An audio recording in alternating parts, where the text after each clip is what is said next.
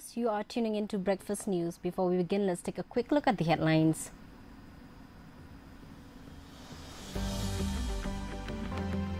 Chief Minister Conrad Sangma expresses optimism over MRSSA progress after very positive discussions with Union Home Ministry.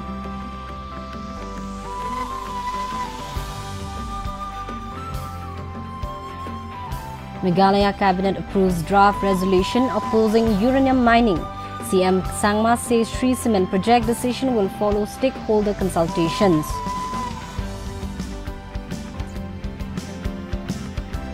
Nehutura campus student bodies seek consultative meeting on FYUP infrastructure gaps and CUT awareness across Garo Hills and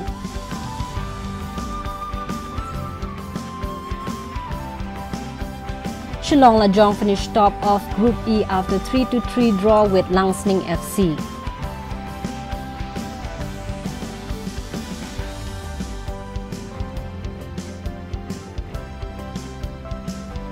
Now let's see what's happening closer to home.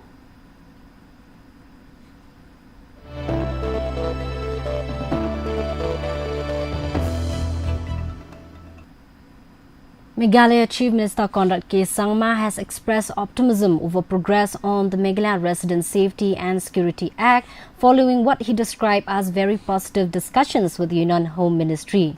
Sangma said he and Deputy Chief Minister Prasun Tinsong held a detailed meeting with the Union Home Secretary in New Delhi, while senior state officials have also held several rounds of discussions with the centre.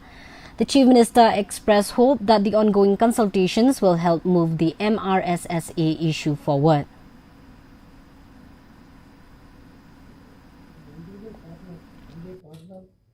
UDP has taken up the MRSSA issue.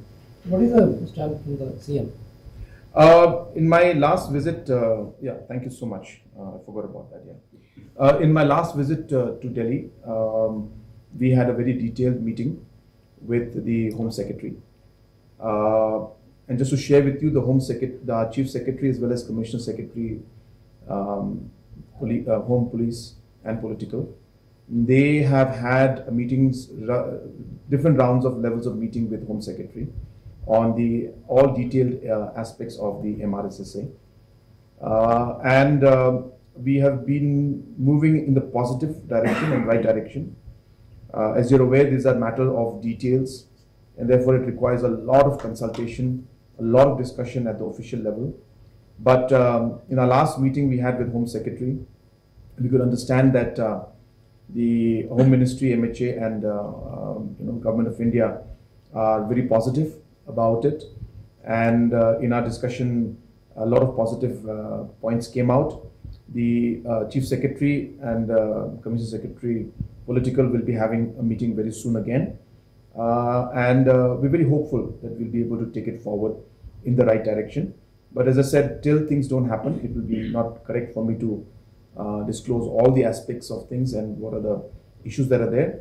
But I can only tell you that, as I said, discussions were very positive, and Deputy CM and myself had a very long discussion with Home Secretary, and we're very hopeful that it will move in the right direction.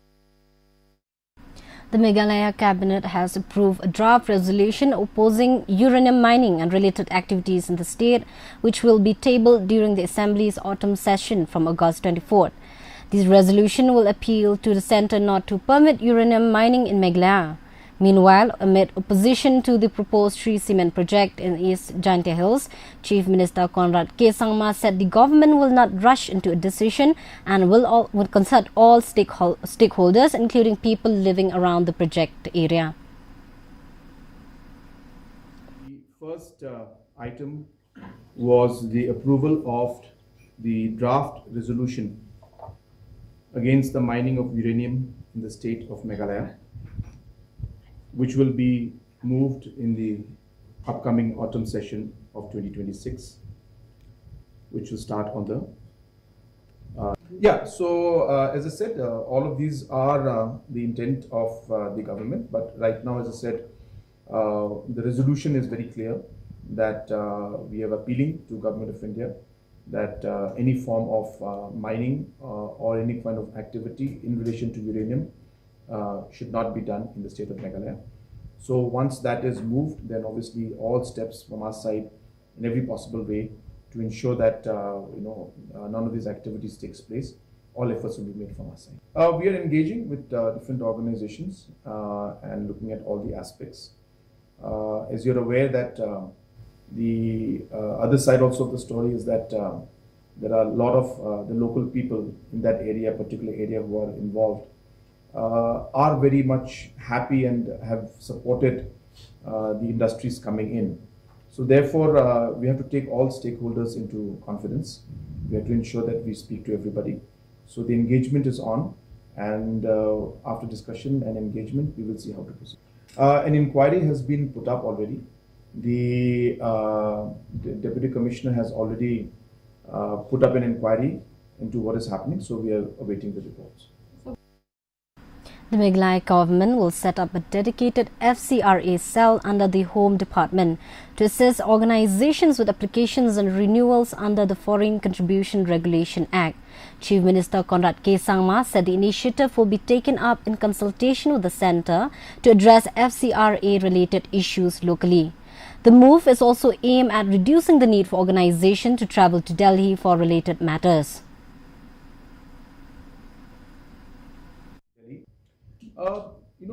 Basically, the question of supporting or not supporting arises only after we see the details of any particular bill or act. Now the FCRA has been sent to the JPC. Details will be seen and discussed in that. So therefore, the question of supporting, not supporting doesn't arise right now. I think what is important is, the intent of individuals and leaders and political parties, because it's not about politics or taking credit or putting down a particular political party. I think what's important is the issue in front of us.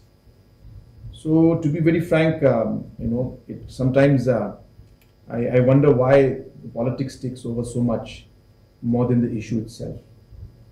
I don't know how many times Mapala has met, Home Minister, or even, asked his leaders to meet and discuss, and take up this issue at the Home Secretary level. So I think actions are important. One can always criticize and condemn anybody else. The question is, what have you done? What is your role? What is your contribution? And how are you contributing?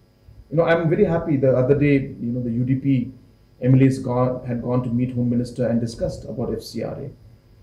I saw other leaders from other political parties going and meeting. That's really what matters. The Jaintia National Council has submitted a memorandum to Chief Minister Conrad K. Sangma seeking urgent government intervention into the proposed 217.394 hectare Lum Sarman limestone project of Shri Cement in East Jaintia Hills. GNC General Secretary Wan Shwa Suting raised concerns over the customary possession and cultivation rights of landholders and farmers in the Sutunga and Nongkli ilakas. The organization has demanded a time-bound verification of land and revenue records, protection of farmers' livelihoods and lawful compensation wherever applicable. GNC has also sought a review of the July 31st public hearing, including participation and proceedings, and called for a fresh consultation if procedural deficiencies are found. The organization has given the government 10 days to respond, failing which it has warned of further peaceful and democratic agitation.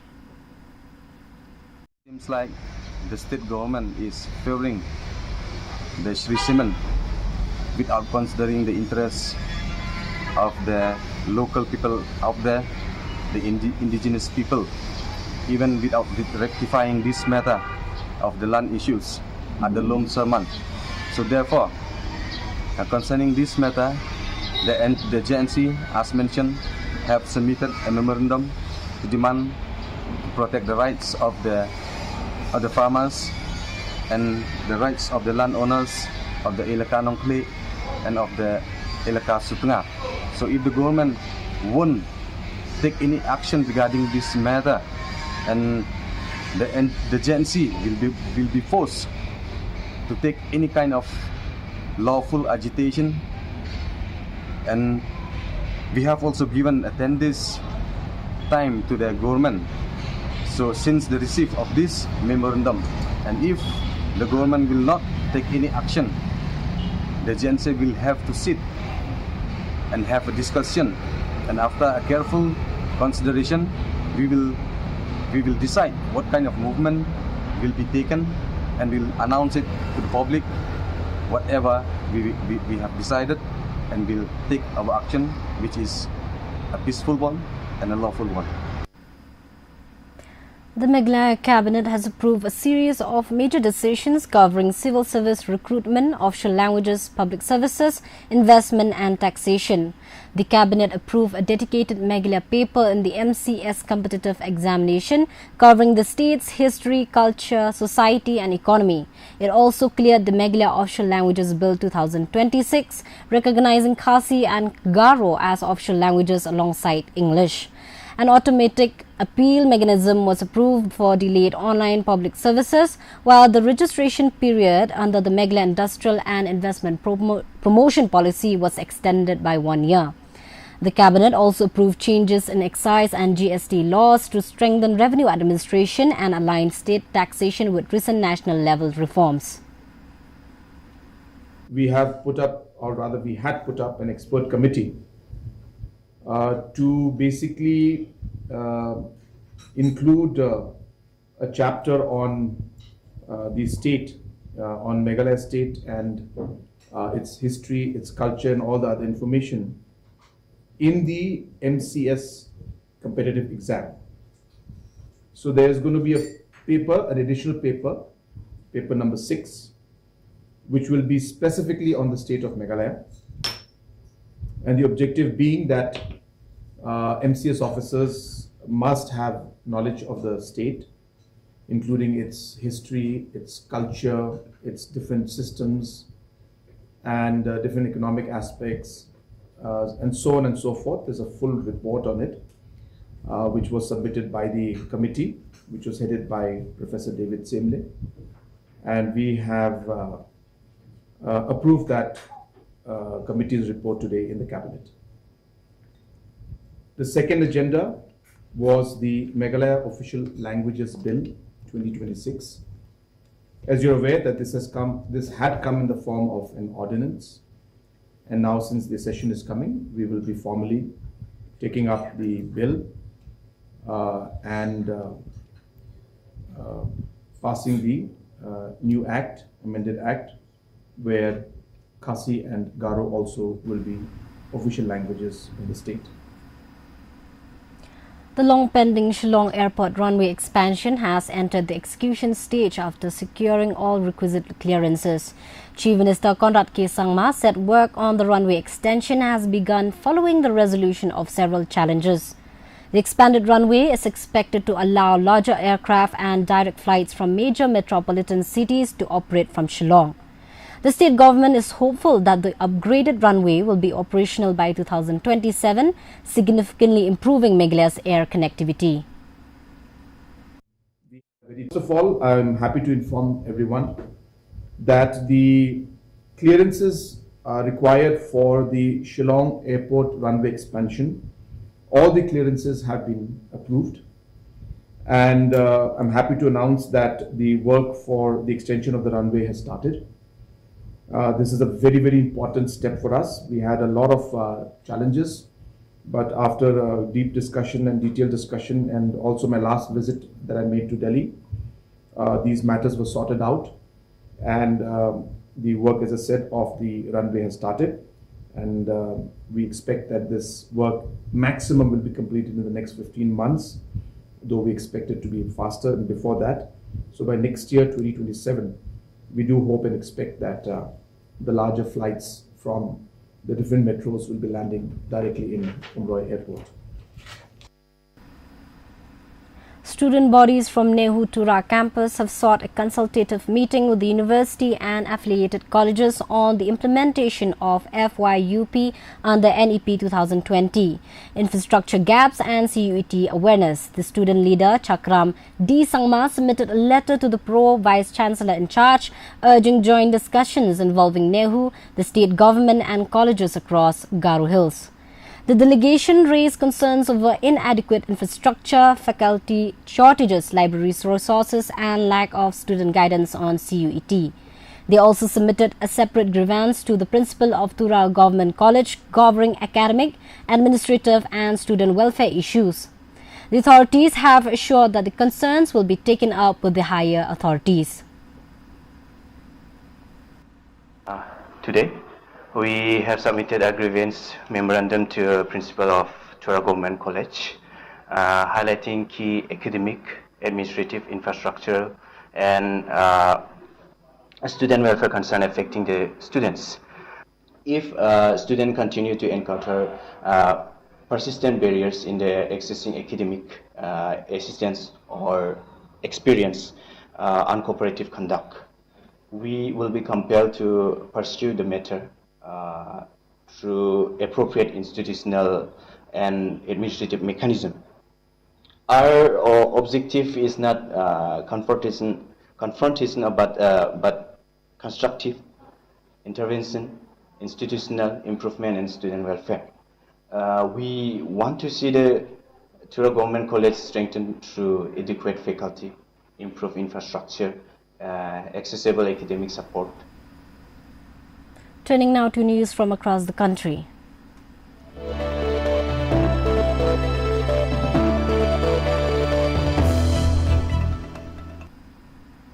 Union Minister Nibu Ben Bambahania said direct benefit transfer under the Pradhan Mantri Garib Kalyan Anna Yojana will further strengthen delivery of food security's benefits.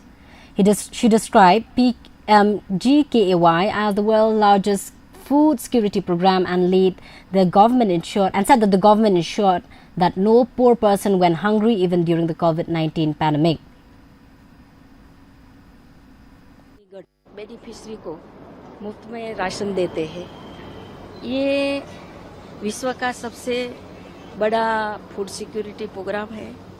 पूरी Europe की जनसंख्या से भी ज़्यादा है और कल हम चंडीगढ़ CBDC का कार्यक्रम के तहत हम आए हैं, तो बेनिफिशरी को उसमें लाभ होने जा रहा है और इतने 140 करोड़ लोगों को कोरोना जैसी महामारी के समय में भी प्रधानमंत्री के नेतृत्व में कोई भी गरीब भूखा न सोए, उसका ध्यान हमारी सरकार ने रखा है।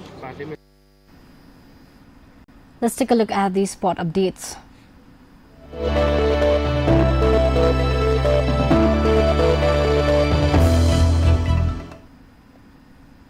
Shillong Lajong FC secured a 3-3 draw against Langsning FC in their final Group E match of the 135th Indian Oil Durand Cup in Shillong on Thursday.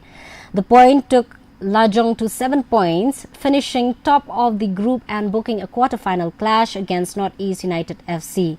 Langsning finished second with 5 points and exited the tournament.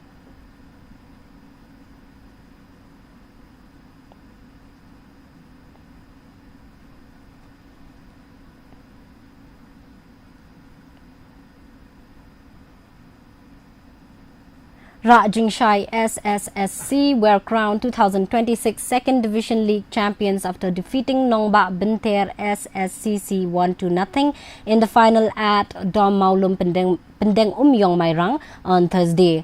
The match remained goalless through regulation time before Rajingshai struck an additional time to seal the title. The tournament was organized by the Pendeng Umyong District Sports Association, which presented the champions with a trophy and cash prize.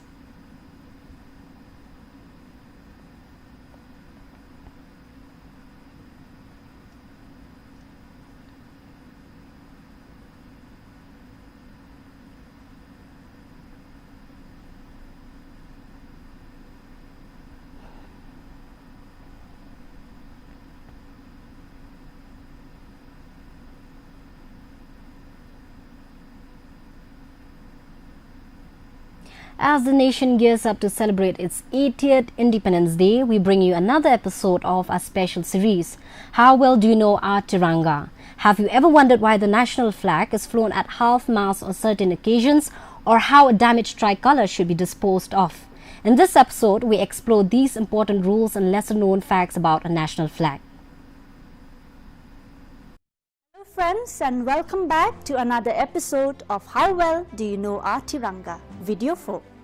In our previous episodes, we've explored some truly fascinating facts about our beloved Tiranga, from the largest monumental Khadi national flag displayed at Dhordo in a run of Kutch, Gujarat, to the Guinness World Record for unfurling the largest Indian flag underwater. But did you know that the tallest flagpole in India stands an incredible 418 feet, 127 meters tall?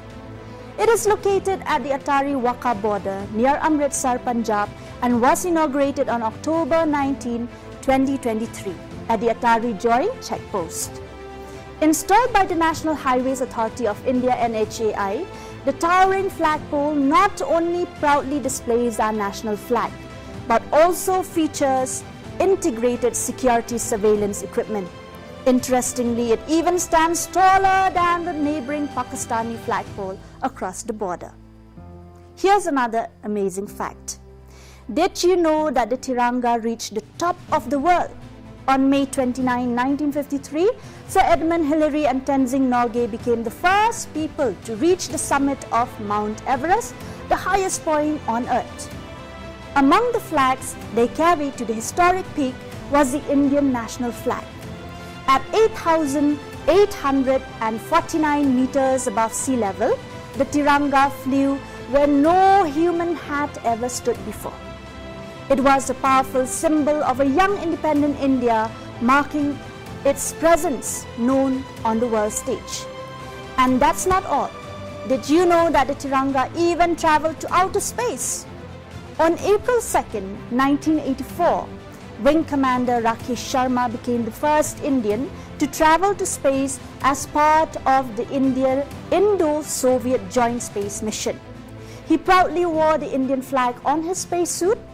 When then Prime Minister Indira Gandhi asked him how India looked from space, his iconic reply, "Sare jahan se acha," became part of history. With the Tiranga proudly displayed on his spacesuit, our national flag became the first Indian flag to leave Earth's atmosphere and journey into space. Isn't that incredible? Stay tuned for more fascinating stories about our Tiranga in the next episode. Until then, keep the tricolour flying high and keep celebrating the spirit of India. Jai Hind. Let's take a look at the weather report.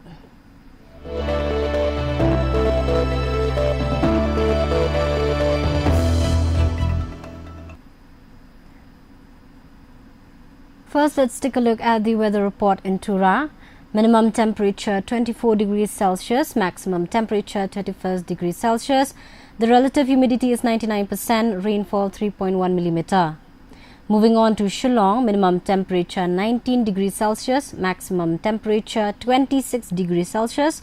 The relative humidity is 97%, rainfall 6.9 millimeter. Meanwhile, in Jowai, minimum temperature 20 degrees Celsius, maximum temperature 26 degrees Celsius. The relative humidity is 96%, rainfall 2.0 millimeter. And the forecast in Tura, Shillong and Jowai says cloudy skies with isolated thunderstorms likely. In Tura and Jowai, Shillong says cloudy skies with isolated thunderstorms likely.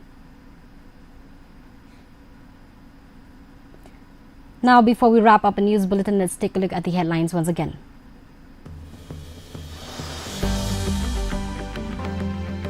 Chief Minister Conrad Sangma expresses optimism over MRSSA progress after very positive discussions with Union Home Ministry.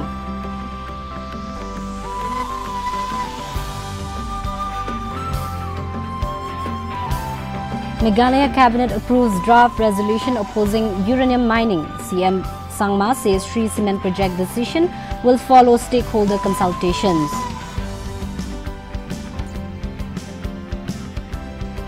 Nehu Tura campus student bodies seek consultative meeting on FYUP infrastructure gaps and CUET awareness across Garo Hills.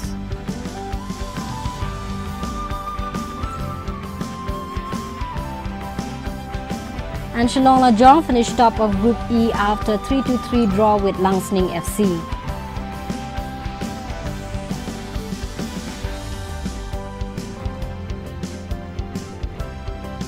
And that completes the coverage for this morning. Thank you for joining us. Stay tuned for the Khasi News Bulletin coming up next and follow us on our social media platforms. This is Mirabel Blah. Until then, take care and have a great day ahead.